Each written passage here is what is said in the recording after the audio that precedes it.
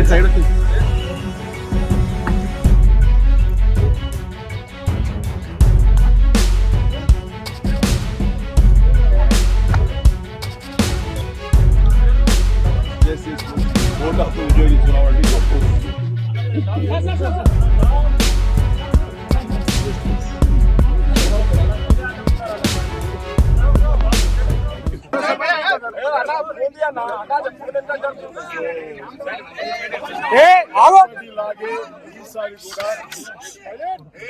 నా ఓటు హక్కు నా కుటుంబంతో సహా అందరూ వినియోగించుకోవడం జరిగింది.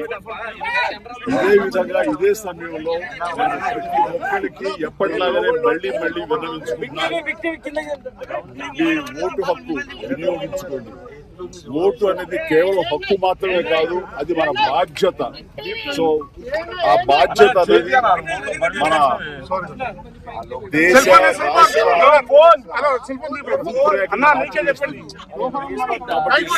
నాయకులు వీళ్ళు మనకు న్యాయం చేస్తారు, మనకి సుపరిపాలన అందిస్తారు అనే నమ్మకం ఉన్నటువంటి నాయకులకి ఓటు ద్వారా తెలపండి.